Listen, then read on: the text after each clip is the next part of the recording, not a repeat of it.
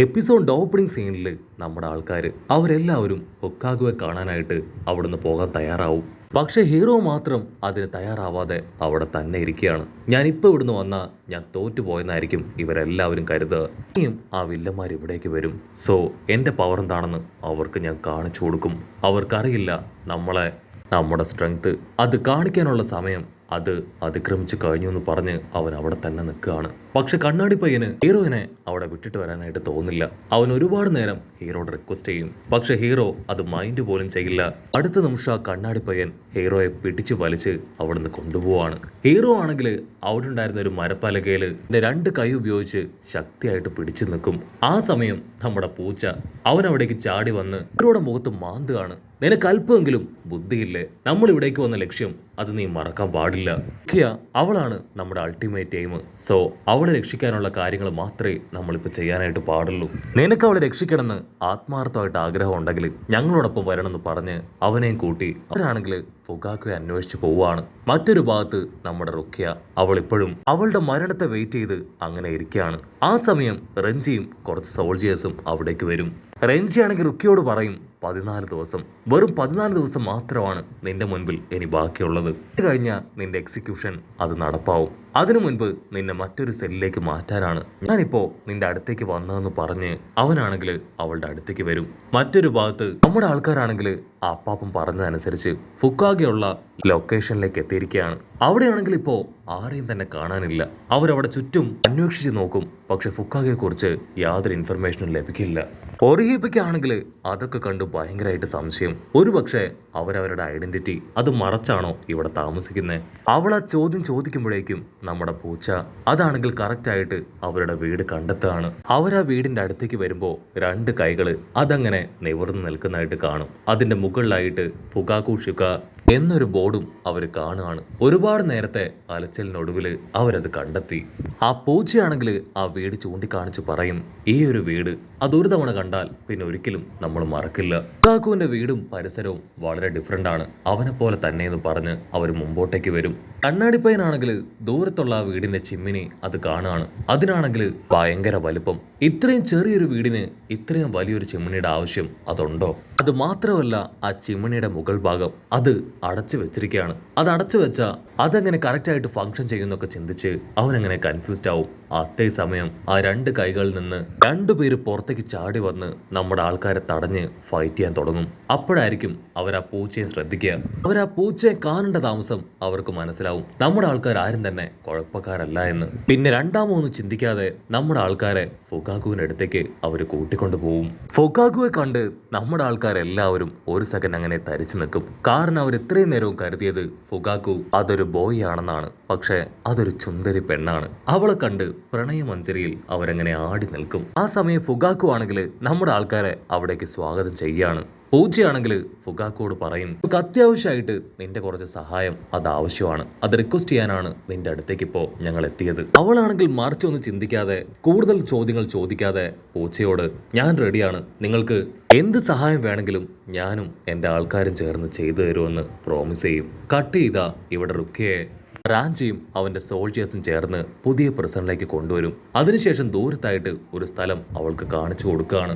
ഈ ആ സ്ഥലം അത് കാണുന്നില്ലേ? അവിടെ വെച്ചാണ് നിന്റെ എക്സിക്യൂഷൻ നടക്കാൻ പോകുന്നത്. നിന്റെ മുൻപിൽ ഇനി ജീവിച്ചിരിക്കാനുള്ളത് 14 ദിവസം മാത്രം. നീ ചെയ്തുകൊണ്ടിരുന്നത് വലിയ തെറ്റുകളാണ്. അത് ഓർമ്മപ്പെടുത്താനാണ് ഈ സെല്ല് തന്നെ ഞാൻ നിനക്കായി തിരഞ്ഞെടുത്തത്. അതുമാത്രമല്ല, പുതിയൊരു ന്യൂസ് അതുകൂടെ നിന്നെ അറിയിക്കണം. ഈ സോൾ സൊസൈറ്റിയിലേക്ക് കുറച്ചു പേര് നുഴഞ്ഞു കയറാനായിട്ട് ശ്രമിച്ചു. അതിലൊരുത്തന്റെ മുടിക്ക് ഓറഞ്ച് കളറും അവന്റെ കയ്യിൽ വലിയൊരു സമ്പത്തും ഉണ്ട്. അത് കേൾക്കേണ്ട താമസം റുക്കിയ അവള് ഷോക്കായി അവനെ തിരിഞ്ഞു നോക്കും. കട്ട് ചെയ്താ ഇവിടെ ആ ഒരു ചുന്ദരി പെണ്ണ് ആണെങ്കിൽ നമ്മുടെ ആൾക്കാർ പറയുന്ന കാര്യങ്ങൾ അതെല്ലാം വളരെ ശാന്തമായിട്ട് കേൾക്കുകയാണ്. അവൾ ആ കാര്യങ്ങളെല്ലാം കേട്ട് നമ്മുടെ ആൾക്കാരെ ഹെൽപ്പ് ചെയ്യാമെന്ന് ഉറപ്പ് കൊടുക്കുകയാണ്. ഒരാരെ പോലും നിങ്ങളുടെ ഈ പ്രശ്നത്തിൽ ഇടപെട്ട് കഴിഞ്ഞു. സോ എനിക്കറിയാം ഇത് എത്രത്തോളം പ്രധാനപ്പെട്ടതാണെന്ന്. നിങ്ങളെ സഹായിക്കാൻ ഞാൻ മാത്രമല്ല, എൻ്റെ എല്ലാ ആൾക്കാരും നിങ്ങളോടൊപ്പം ഉണ്ടാവും. നിങ്ങളെ ഗൈഡ് ചെയ്യാൻ ഞാൻ നിങ്ങൾക്ക് എൻ്റെ ബ്രദറിനെ തന്നെ നിങ്ങൾക്ക് വിട്ടുതരാമെന്ന് പറഞ്ഞ് അവളുടെ ബ്രദറിനെ വിളിക്കുകയാണ്. അവളുടെ ബ്രദർ മറ്റാരുമല്ല, തലേന്ന് നൈറ്റ് നമ്മുടെ ആൾക്കാരോട് ഫൈറ്റ് ചെയ്ത അതേ ആളാണ് അവളുടെ ബ്രദർ. അവനെ കണ്ട് നമ്മുടെ ആൾക്കാർ വണ്ടടിക്കും. ഇതാ ഇവിടെ റാഞ്ചി.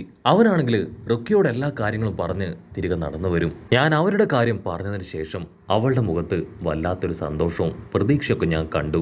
അവൾക്കറിയില്ല 3rd ഡിവിഷൻ കമാൻഡറാണ് അവരെ നേരിടാൻ ആ ഗേറ്റിന്റെ ഭാഗത്തേക്ക് പോയതെന്ന്. തീർച്ചയായിട്ടും ആ കമാൻഡർ അവരെ എല്ലാവരെയും കൊന്നിട്ടുണ്ടാവും. രക്ഷിക്കാനായിട്ട് ഇനി ആർക്കും സാധിക്കില്ല എന്ന് പറഞ്ഞ് അവൻ അങ്ങനെ നടന്നു വരുമ്പോഴായിരിക്കും 5th ഡിവിഷൻ കമാൻഡർ റാഞ്ചിയുടെ മുൻപിലേക്ക് വന്ന് അവനെ വിളിക്കുക. 5th ഡിവിഷൻ കമാൻഡർ ആണെങ്കിൽ ഇപ്പോ റഞ്ജി അടുത്തേക്ക് വിളിച്ച് ചില കാര്യങ്ങൾ ചോദിക്കുകയാണ്. നിനക്ക് ശരിക്കും റുക്കയെ ഇഷ്ടമാണോ? അവള് മരിക്കണമെന്ന് നീ ആഗ്രഹിക്കുന്നുണ്ടോ? ചെറുപ്പം മുതൽ നിങ്ങൾ രണ്ടുപേരും നല്ല ബെസ്റ്റ് ഫ്രണ്ട്സ് ആയിരുന്നില്ലേ? സോ നിന്റെ ഉള്ളില് അവളോട് ഇപ്പോഴും നല്ല സ്നേഹമില്ലേ? അവളുടെ എക്സിക്യൂഷൻ അത് നടക്കുമെന്ന് നിനക്ക് തോന്നുന്നുണ്ടോ? റാഞ്ചി ആണെങ്കിൽ അവന്റെ ചോദ്യമൊക്കെ കേട്ട് ഞെട്ടുകയാണ്. ഇങ്ങനെ ഒരു ചോദ്യം അവൻ ഒരിക്കലും പ്രതീക്ഷിച്ചിരുന്നില്ല. റാഞ്ചിയെ കൊണ്ട് ആ ചോദ്യങ്ങൾക്കൊന്നും മറുപടി പറയാൻ കഴിയാതെ അവൻ അങ്ങനെ തല താഴ്ത്തി നിൽക്കുകയാണ്.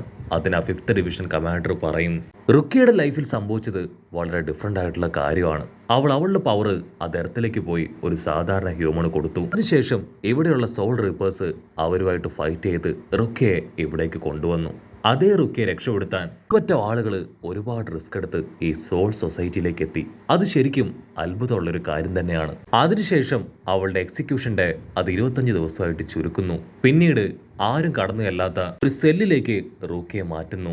ആരെയും കൊല്ലാനായിട്ട് തെരഞ്ഞെടുക്കാത്ത ആ സോക്കി കോമി അത് അവൾക്ക് വേണ്ടി തെരഞ്ഞെടുക്കുന്നു. എല്ലാം തന്നെ എന്റെ ഉള്ളിൽ ഒരുപാട് കൺഫ്യൂഷൻസ് ഉണ്ടാക്കുകയാണ്. സത്യത്തില് ആരുടെയോ പേഴ്സണൽ ആയിട്ടുള്ള ഇൻട്രസ്റ്റ് ഇതിന്റെ എല്ലാം പിന്നിലുണ്ടെന്ന് എനിക്ക് തോന്നുന്നു. നിനക്കതിനെ കുറിച്ച് എന്തെങ്കിലും അറിയോ? അപ്പൊ ലോങ് ഷോട്ടിലായിട്ട് ഇവർ രണ്ടുപേരും സംസാരിക്കുന്ന കാര്യങ്ങള് അത് റുക്കയുടെ ബ്രദർ അവൻ അങ്ങനെ മറഞ്ഞു നിന്ന് കേൾക്കുകയാണ്.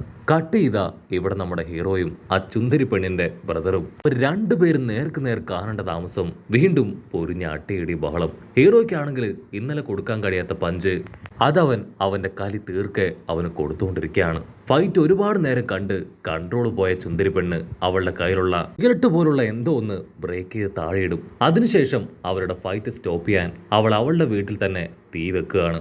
ഹീറോയ്ക്കാണെങ്കിൽ അത് കാണുമ്പോൾ തന്നെ മനസ്സിലാവും അവൾക്കും അവളുടെ ബ്രദറിനും ഒരു അരപ്പിരി ലൂസാണെന്ന്. നീ എന്തായി ചെയ്യണേ? നീ നിന്റെ വീട്ടിൽ തന്നെ തീ വെക്കുകയാണോ? നിനക്ക് അല്പം പോലും ബുദ്ധിയില്ലേ? അതിനവള് പറയും, ഇതെന്റെ വീടാണ്, എനിക്ക് ഇഷ്ടമുള്ള കാര്യം ഞാനിവിടെ ചെയ്യും. ഹീറോ ആണെങ്കിൽ അതിന് പ്രത്യേകിച്ച് മറുപടി ഒന്നും പറയില്ല. കുറച്ചു കഴിഞ്ഞ് ഹൊക്കാഗു അവളാണെങ്കിൽ നമ്മുടെ ആൾക്കാരെ എല്ലാവരെയും ഒരു അണ്ടർഗ്രൗണ്ട് പോലത്തെ സ്ഥലത്തേക്ക് കൊണ്ടുവരും. നിങ്ങൾ ഈ ഒരു ഗോപുരം കണ്ടോ? ഇതിന്റെ സഹായത്തോടെ നിങ്ങളെ എല്ലാവരെയും ഞാൻ ആഗ്രഹിച്ചതുപോലെ തന്നെ സോൾ സൊസൈറ്റിയിലേക്ക് എത്തിക്കും. എന്റെ പവറും കഴിവും അതെന്താണെന്ന് നിങ്ങൾ കാണാൻ പോകുന്നതേ ഉള്ളൂ. ഞാനൊരു നമ്പർ 1 ഫയർ വർക്കറാണ്. ഇത് കാണുമ്പോൾ ഒരു ചിമ്മിണിയായിട്ട് തോന്നുമെങ്കിലും ഇതിന് ഒരുപാട് കാര്യങ്ങൾ ചെയ്യാൻ കഴിയുമെന്ന് പറഞ്ഞ് അവളാണെങ്കിൽ അതിന്റെ മുൻപിൽ നിൽക്കും. നമ്മുടെ ആൾക്കാർക്കാണെങ്കിൽ ഭയങ്കര സന്തോഷം. അവരാഗ്രഹിച്ചതുപോലെ അവരിപ്പോ ആ സോൾ സൊസൈറ്റിയിലേക്ക് പോവുകയാണ്. അങ്ങനെ അവിടെ വെച്ച് ഈ ഒരു എപ്പിസോഡും അവസാനിക്കുന്നു. എപ്പിസോഡ് ഇഷ്ടപ്പെടുകയാണെങ്കിൽ തീർച്ചയായിട്ടും ലൈക്ക് ചെയ്യാനും കമന്റ് ചെയ്യാനും ഷെയർ ചെയ്യാനും മറക്കല്ലേ. അടുത്തൊരു അടിപൊളി എപ്പിസോഡുമായിട്ട് കാണുന്നവരെ സ്മേ വിത്ത് മല്ലു എപ്പിസോഡ്.